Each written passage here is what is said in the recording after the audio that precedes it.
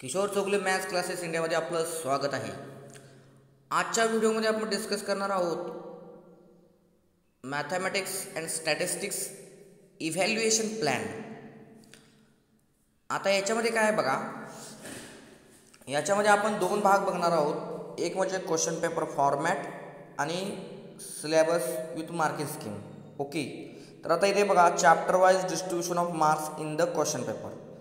तर आता बघूया डिटेलमध्ये. फर्स्ट चॅप्टर नंबर 1 आहे मॅथमॅटिकल लॉजिक. किती मार्क्स आहेत? मार्क्स विथ ऑप्शन 8 मार्क्सला आहे. हा चॅप्टर खूप सोपा आहे आणि 8 मार्क्ससाठी आहे. या चॅप्टरमध्ये काय काय आहे तर लॉजिकल स्टेटमेंट्स आहेत, त्याच्या ट्रूथ व्हॅल्यूज आहेत, त्याचे ट्रूथ व्हॅल्यूचे लॉजिकल कनेक्टिव्ज आहेत, त्या लॉजिकल कनेक्टिव्हचे टेबल्स आहेत, ड्युॲलिटी आहे, स्विचिंग सर्किट्स आहेत. ओके, खूप इझी चॅप्टर आहे हा. त्यानंतर आहे मॅट्रायसिस. मॅट्रायसिसमध्ये सुद्धा इनवर्स ऑफ मॅट्रिक्स आहे, पुन्हा solution of equations by inverse method, row column transformations आहेत आणि हा सुद्धा इझी चॅप्टर आहे. बघा mathematical logic 8 marks, matrices 6 marks. Okay, trigonometric functions पण तसंच आहे. प्रिन्सिपल सोल्युशन आहे, जनरल सोल्युशन आहे, साइन रूल आहे, कोसाइन रूल आहे, प्रोजेक्शन रूल आहे, पुन्हा त्याचे ॲप्लिकेशन्स आहेत, पुन्हा इनवर्स ट्रिग्नोमेट्रिक फंक्शन्स आहेत, त्याचे ॲप्लिकेशन्स आहेत. आणि हा 10 मार्क्सचा चॅप्टर आहे. पार्ट 1 मध्ये हा मोठा चॅप्टर आहे. Okay, trigonometric functions 10 mark. Pair of straight lines 6 marks. Pair of straight lines किती मार्क्सला आहे? 6 मार्क्ससाठी पेअर ऑफ स्ट्रेट लाईन्स आहे. ओके, आता हा जो पेअर ऑफ स्ट्रेट लाईन्स हा जो चॅप्टर आहे तो 11वीचा जो चॅप्टर आहे स्ट्रेट लाईन्स त्याच्यावर आधारित आहे. त्यामुळे जर आपल्याला 11वीचं स्ट्रेट लाईन्स येत असेल तरच 12वीचा पेअर ऑफ स्ट्रेट लाईन्स येऊ शकतो. Okay, pair of straight lines 6 marks. Vectors 12 marks. आता हे व्हेक्टरची इंट्रोडक्शन तुम्ही पाहिलीच असेल 11वीमध्ये फिजिक्स या चॅप्टरमध्ये. ओके, तर व्हेक्टर्समध्ये परत 2 पार्ट पडतात. एक 2 डायमेन्शनल आहे आणि 3D जॉमेट्री आहे. हा चॅप्टर 2 चॅप्टरचा चॅप्टर आहे ॲक्च्युली. एक व्हेक्टर्स आहे 2 डायमेन्शनल आणि 3D जॉमेट्री 3 डायमेन्शनल, असं 2 ह्याचा हा चॅप्टर मिळून 12 मार्क्सला हा चॅप्टर आहे. सर्वात मोठा चॅप्टर आहे हा, 12 मार्क्सचा चॅप्टर व्हेक्टर्स. आता या व्हेक्टर्समध्ये काय आहे? डॉट प्रोडक्ट आहे, क्रॉस प्रोडक्ट आहे, पुन्हा याचे ॲप्लिकेशन्स आहेत, पुन्हा बॉक्स प्रोडक्ट आहे, याचे ॲप्लिकेशन आहे. तसंच 3D जॉमेट्रीमध्ये 3D जॉमेट्री म्हणजे काय, त्याचा कसा उपयोग केला जातो हे 3D जॉमेट्रीमध्ये दिलेलं आहे. अशा तऱ्हेनं हा 12 मार्क्सला चॅप्टर आहे. लाईन अँड प्लेन हा चॅप्टर 10 मार्क्ससाठी आहे. लाईनवर 5 मार्क आणि प्लेनचे 5 मार्क्स. लाईन अँड प्लेन या चॅप्टरवर प्रॉब्लेम्सच असतात 99%. व्हेक्टर्स या चॅप्टरमध्ये थिअरम आहेत, पेअर ऑफ स्ट्रेट लाईन्समध्ये थिअरम आहेत, ट्रिग्नोमेट्रिक फंक्शन्समध्ये थिअरम आहेत. ओके, त्यानंतर आहे लिनियर प्रोग्रॅमिंग LPP. हा चॅप्टरसुद्धा खूप महत्त्वाचा आहे. 4 मार्क्सचा प्रॉब्लेम, एकच प्रॉब्लेम येतो पण 4 मार्क्ससाठीच येणार LPP लिनियर प्रोग्रॅमिंग. आता या चॅप्टरमध्ये काय आहे तर एखादं इक्वेशन मॅक्झिमाइज किंवा मिनिमाइज एखादं फंक्शन कसं करावं बाय युजिंग सम कन्स्ट्रेंट्स, म्हणजे by using some conditions given in the problem कसे करावे आणि त्याचा उपयोग करून रिअल लाईफमधले जे प्रॉब्लेम्स आहेत, बिझनेस प्रॉब्लेम, ते प्रॉब्लेम कसे सॉल्व करावेत हे याच्यामध्ये काय केलं जातं आपल्याला शिकावं लागतं. असा हा चॅप्टर आहे. येते लक्षात तुमच्या?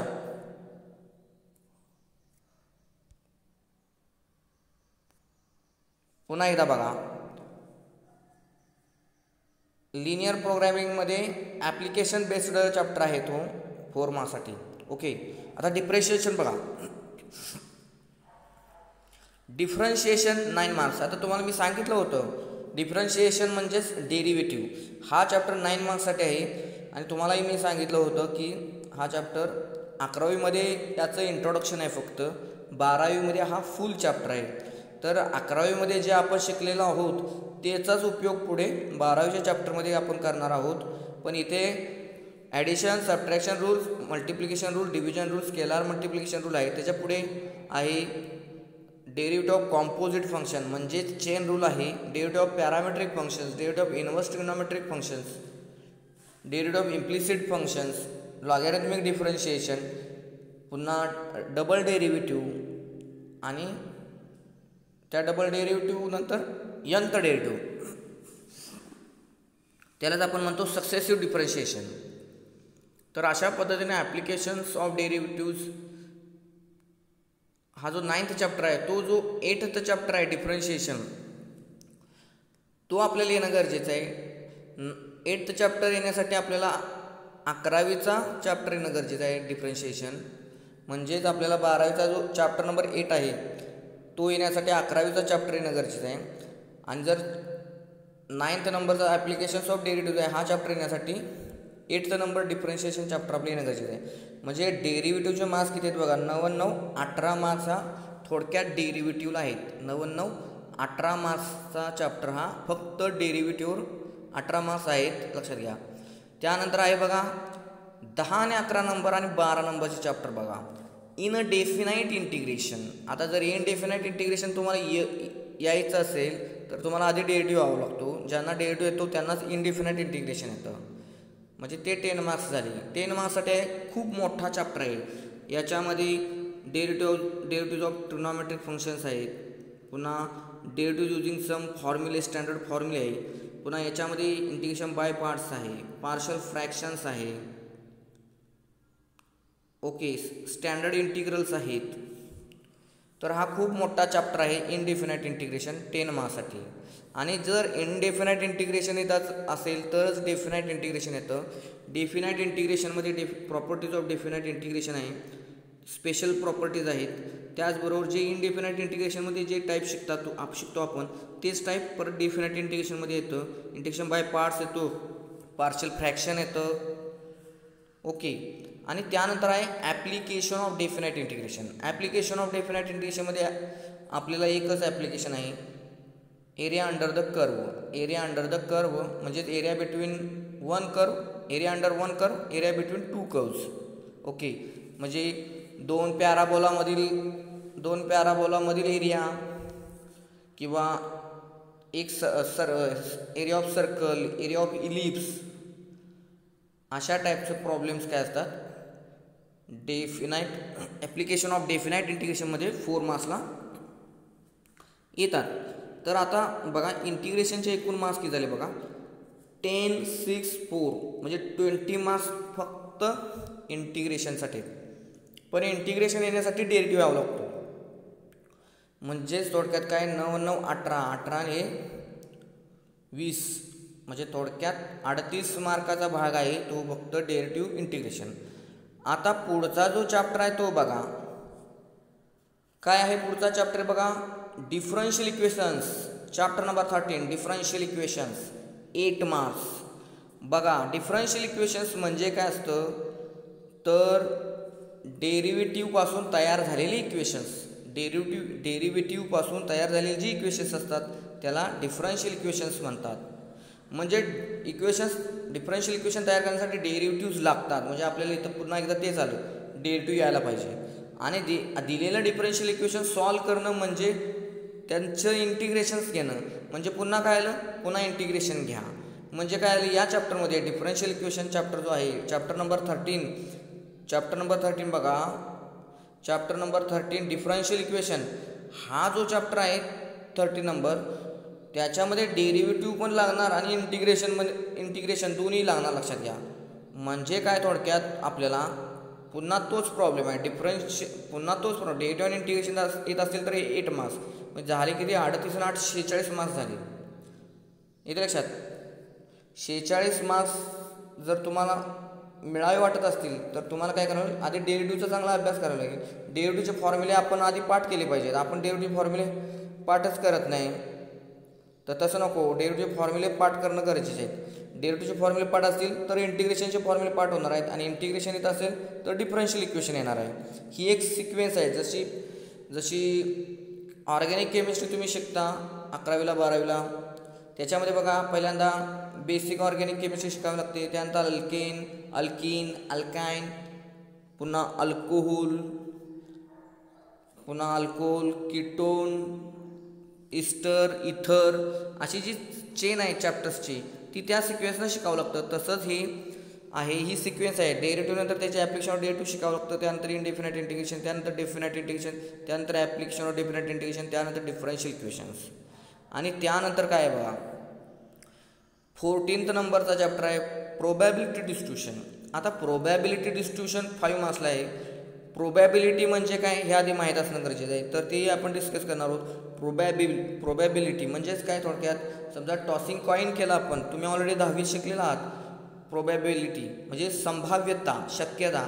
म्हणजे टॉसिंग कॉईन केला आपण, कॉईन टॉस केला तर त्याची प्रोबॅबिलिटी किती, किंवा एखादी डाय असेल तर डाय आपण थ्रो केली तर त्याची प्रोबॅबिलिटी काय असेल त्याच्यामध्ये येते लक्षात. किंवा प्लेइंग कार्ड्स असतात, खेळायचे पत्ते असतात जे, ते त्याच्यावर आधारित कसं प्रोबॅबिलिटीचे प्रॉब्लेम्स असतात. किंवा box contains balls of different colours, त्याचे प्रॉब्लेम्स कसे असतात हे प्रोबॅबिलिटीमध्ये आपण शिकत असतो. आणि ते जे आहेत टॉसिंग कॉईन वगैरे याच्यापासून त्याचं जे डिस्ट्रीब्युशन लिहिलं जातं त्याला प्रोबॅबिलिटी डिस्ट्रीब्युशन म्हणलं जातं. त्याच्या काही कंडिशन्स असतात. Under some conditions we write the probability distribution. Okay, मग ते सर्व आपण 5 मार्क्ससाठी कुठे शिकणार आहोत, चॅप्टर नंबर 14. पण इथं सुद्धा एक प्रॉब्लेम असा आहे, इथं 2 प्रकारचे प्रोबॅबिलिटी डिस्ट्रीब्युशन येतात. येते लक्षात तुमच्या प्रोबॅबिलिटी डिस्ट्रीब्युशन आहेत 2 प्रकारचे. Okay, continuous probability distribution and discrete probability distribution. Discrete probability डिस्ट्रीब्युशनमध्ये काही प्रॉब्लेम नाही, पण कंटिन्युअस प्रोबॅबिलिटी डिस्ट्रीब्युशनमध्ये आपल्याला इंटिग्रेशन लागतं. काय लागतं, इंटिग्रेशन. कारण कंटिन्युअस प्रोबॅबिलिटी म्हणजेच थोडक्यात काय, एखाद्या पॉईंटपासून दुसऱ्या पॉईंटपर्यंत एक इंटरवल आपल्याला मिळतो. त्या इंटरवलमध्ये आपल्याला काय करावं लागतं, डिस्कस करावं लागतं. म्हणजे मला काय म्हणायचं आहे, याच्यामध्ये इंटिग्रेशनचा उपयोग होणार आहे. तेव्हा इथं पण तोच प्रॉब्लेम आहे. आपल्याला जर इंटिग्रेशन येत असेल तरच आपल्याला इथे किती मार्क्सला चॅप्टर हा प्रोबॅबिलिटी डिस्ट्रीब्युशन 5 मार्क्स. 5 मार्क्सला आहे म्हणजे इथे तुम्हाला सांगू का 2 मार्क आणि 3 मार्काचे 2 प्रॉब्लेम होणार. 3 मार्काचा कंटिन्युअस प्रोबॅबिलिटी डिस्ट्रीब्युशनचा प्रॉब्लेम आला तर 3 मार्क्सचा 3 मार्क्स जे आहेत ते इंटिग्रेशन जर येत असेल तरच येणार आहे आपल्याला, नाहीतर ते 3 मार्क्स आपल्याला मिळणार नाहीत. लक्षात घ्या. म्हणजे 14 नंबरचा जो चॅप्टर आहे तो सुद्धा कशावर आधारित आहे, इंटिग्रेशनवरच आधारित आहे. येते लक्षात तुमच्या. त्यानंतर 15th नंबरचा प्रॉब्लेम आहे बायनॉमियल डिस्ट्रीब्युशन. आता हा बायनॉमियल डिस्ट्रीब्युशन जो चॅप्टर आहे तो 5 मार्क्ससाठी आहे. बायनॉमियल डिस्ट्रीब्युशन हे एकच सिंगल डिस्ट्रीब्युशन आहे. ॲक्च्युली एकूण 3 डिस्ट्रीब्युशन असतात, त्यापैकी एकच डिस्ट्रीब्युशन दिलेलं आहे. एकूण 3 डिस्ट्रीब्युशन कोणती, binomial distribution, poison distribution and normal distribution. पण ती 2 डिस्ट्रीब्युशन तुम्हाला दिलेली नाही सिलेबसमध्ये, फक्त आपल्याला दिलेले आहेत फक्त बायनॉमियल डिस्ट्रीब्युशन हे एकच डिस्ट्रीब्युशन आहे. 15th चॅप्टर आहे. याच्यामध्ये काय आहे, प्रॉब्लेम्स आहेत वेगवेगळे. रिअल जे प्रॉब्लेम्स असतात लाईफमध्ये वेगवेगळे असतात त्याच्या संदर्भात हे बायनॉमियल डिस्ट्रीब्युशन हा चॅप्टर आहे. खूप इंटरेस्टिंग चॅप्टर आहे. तर अशा पद्धतीने हा सिलेबस आहे. विथ मार्क्स विथ ऑप्शन आहेत. एकूण 112 मार्क्सला हा आपला सब्जेक्ट आहे. एकूण 112 मार्काचा पेपर हा परीक्षेत येणार आहे. आणि आपल्याला जास्तीत जास्त चांगले मार्क्स मिळवण्यासाठी आपली एक अभ्यासाची एक सिक्वेन्स पाहिजे चांगली. त्याच्यामध्ये बघा मी कशी सिक्वेन्स करणार आहे. मॅथमॅटिकल लॉजिक पार्ट 1मध्ये बघा. आता पार्ट 1मध्ये कोणकोणते चॅप्टर आहेत ते बघूया. इथे पार्ट 1 म्हणजे कोणता आहे बघा, chapter number 1, chapter number 2, chapter number 3, chapter number 4, chapter number 5, 6, 7. पहिले 7 जे चॅप्टर आहेत ते पार्ट 1मध्ये आहेत. आता पार्ट 2मध्ये कोणते चॅप्टर आहेत बघा. पार्ट 2मध्ये चॅप्टर आहेत चॅप्टर नंबर 8, चॅप्टर नंबर 9, 10, 11, 12, 13, 14, 15. म्हणजे पहिले 7 चॅप्टर जे आहेत, पहिले 7 जे चॅप्टर आहेत ते पार्ट 1मध्ये आहेत. नंतरचे जे 8 चॅप्टर आहेत ते पार्ट 2मध्ये आहेत. आता तुम्ही काय विचार कराल की पार्ट 1 मग सोपाच आहे, फक्त पार्ट 1च करायचा अभ्यास, पार्ट 2 करायचं नाही, असे बरेच विद्यार्थी करतात. तर तसं करून चालणार नाही. ॲक्च्युली पार्ट 2 खूप महत्त्वाचा आहे, कारण आपल्याला जर भविष्यात इंजिनिअरिंगला आपण गेलो आणि तिथं जर आपल्याला डेरिव्हेटिव्ह आणि इंटिग्रेशनच येत नसेल तर आपलं इंजिनिअरिंग वाया जाणार. आपलं इंजिनिअरिंगमध्ये आपल्याला चांगलं करिअर करता येणार नाही, लक्षात घ्या. तर चांगलं करिअर करायचं असेल, चांगलं करिअर जर आपल्याला करायचं असेल तर आपल्याला डेरिव्हेटिव्ह इंटिग्रेशन हे यायलाच पाहिजे, लक्षात घ्या, चांगलं करिअर करण्यासाठी. कारण कॉम्पिटिटिव्ह ज्या एक्झाम्स आहेत त्याच्यामध्ये हे सगळे चॅप्टर्स आहेत. गेटला सुद्धा या चॅप्टरवर आधारित प्रॉब्लेम्स असतात. मग पहिल्यांदा काय करा तुम्ही, चॅप्टर नंबर 1मध्ये चॅप्टर नंबर 1, 2, 3 सलग 3 चॅप्टर आहेत, सलग 3 सोपे चॅप्टर आहेत. पहिले 3 चॅप्टर प्रॅक्टिस करा. त्यानंतर पार्ट 2मध्ये बघा, पार्ट 2मध्ये डिफरन्शिएशन, ॲप्लिकेशन्स ऑफ डेरिव्हेटिव्ह्ज हे 2 चॅप्टर पहिले स्टडी करा. त्यानंतर परत पेअर ऑफ स्ट्रेट लाईन्स हा एक चॅप्टर परफेक्ट करा तुम्ही. ओके. त्यानंतर इनडेफिनाईट integration, definite integration, application of definite integration हे परफेक्ट करा. आणि त्यानंतर मग व्हेक्टर्स. आता व्हेक्टर्स आणि लाईन अँड प्लेन हे तिन्हींचं रिलेशन आहे, त्यामुळे व्हेक्टर्सचा अभ्यास केला की लगेच लाईन अँड प्लेनचा पण अभ्यास करणं गरजेचं आहे. म्हणजे व्हेक्टर्स आणि लाईन अँड प्लेन म्हणजे ते 12, 10, 22 मार्क सलग अभ्यास करायचा आहे. आणि मग त्यानंतर इकडे यायचं. इकडे काय राहणार आहे, फक्त डिफरन्शियल इक्वेशन. मग सलग अभ्यास करायचा, differential equation, probability distribution, binomial distribution. आणि त्यानंतर काय कुठे जायचं आहे आपण, लिनियर प्रोग्रॅमिंगला. अशा सिक्वेन्सनं जर स्टडी केला आपण तर आपल्याला जास्तीत जास्त मार्क्स मिळू शकतील. ओके. आता बघा इथे क्वेश्चन पेपर फॉर्मॅट कसा आहे बघा. तर बघा हा क्वेश्चन पेपर फॉर्मॅट आहे.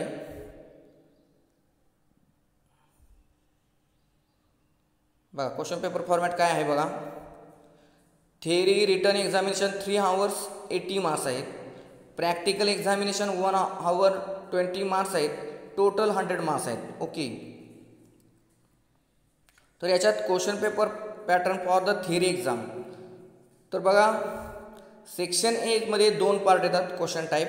एक मल्टिपल चॉईस क्वेश्चन्स, त्याला आपण MCQ म्हणतो, तो क्वेश्चन नंबर 1 आहे.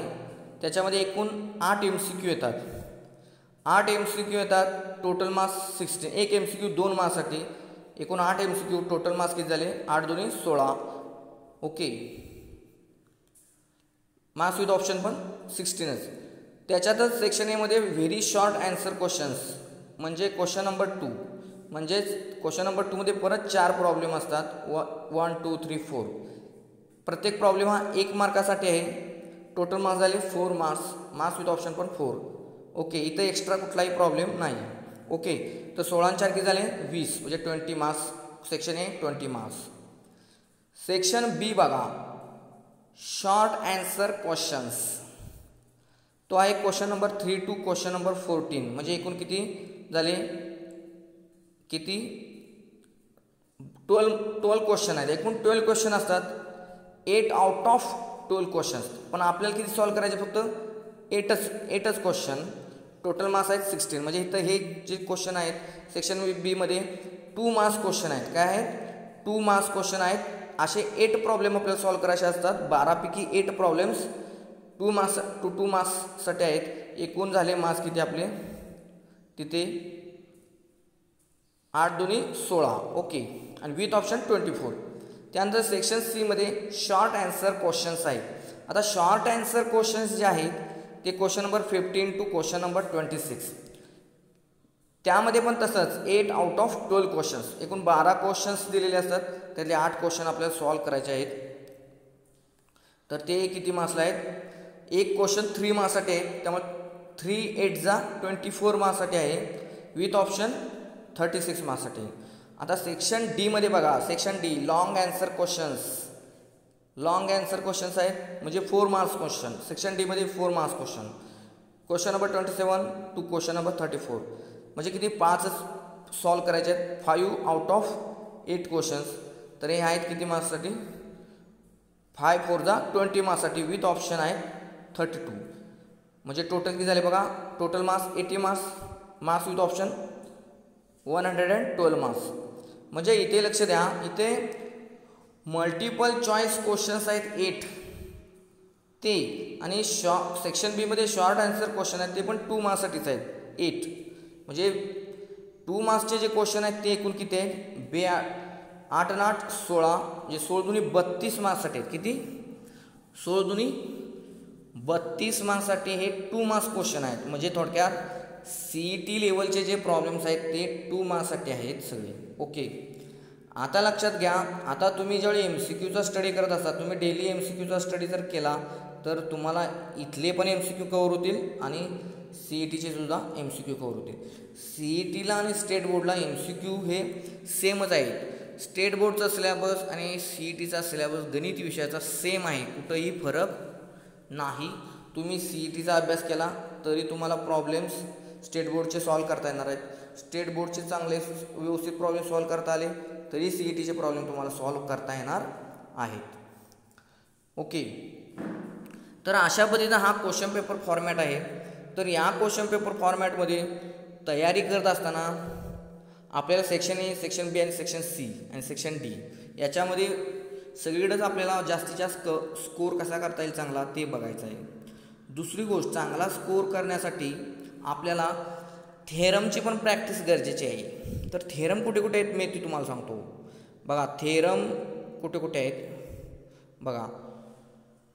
चॅप्टर नंबर 1, 2 मध्ये नाही, chapter number 3, chapter number 4, chapter number 5 हे जे 3 चॅप्टर आहेत पार्ट 1 मध्ये बघा.